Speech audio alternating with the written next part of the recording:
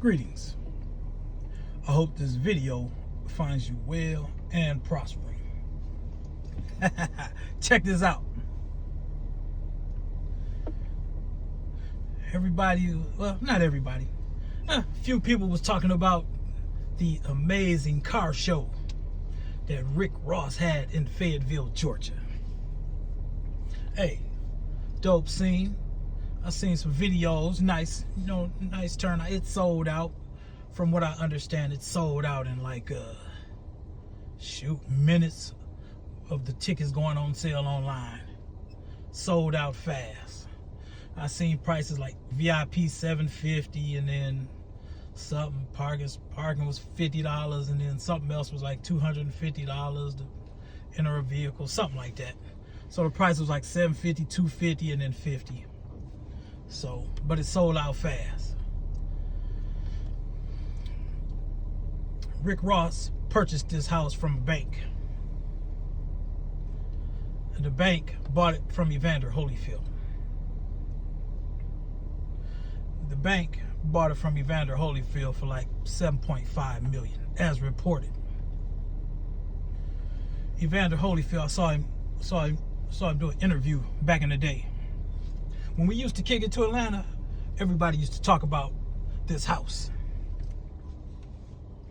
Evander Holyfield told the Atlanta Journal-Constitution that it costed $1 million a year to run this property. $1 million a year.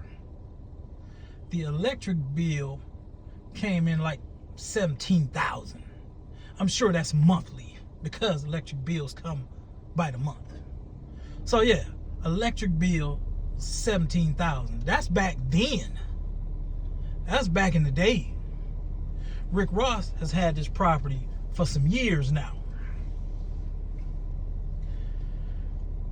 People thinking, man, this hype Rick Ross, he doing this thing out here with these cars and these four-wheelers and all this stuff, motorcycles. Rick Ross had that event at that property because that property is a liability.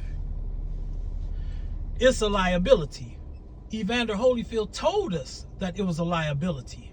I mean, he built it when he was making a hell of a lot of money boxing. He was making a hell of a lot of money. He didn't do the math on how much it was going to cost to maintain this property. So Evander Holyfield sold it off. Became an asset for him, selling it off. Rick Ross came in and bought it as a liability. So it started bleeding his pockets. So he had to come up with something. Like, hey, back then it was costing $1 million. Right now it's probably costing it's probably costing like $1.5 million to maintain it in present time. Back then it was costing $1 million. So prices done went up on everything. Y'all see how inflation is. So Rick Ross, hey man, I'm gonna invite all these people. Now he invited some people, but he opened this spot up, the Promised Land. Ain't it? It's crazy how these Promised Lands turn into amusement spots, where they had to start selling tickets. Let me explain. Listen, the Promised Land, it's not gonna be milk in your pocket. For real.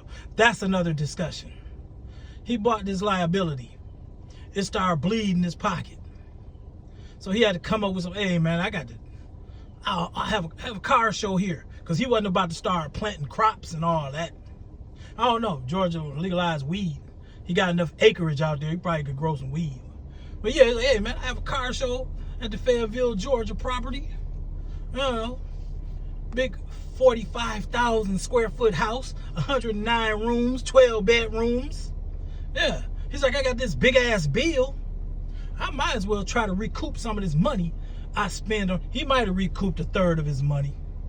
He may have recouped a third. I would half, nah, because you got to pay all these people to help with the car show and stuff. So he might have recouped a third of his money of what it cost him to maintain this place. Man, real game recognized game. Folks was like, yeah, you're down dude and all that, blah, blah, blah. Man, the realness is that mansion that mansion is a liability. Straight up and down.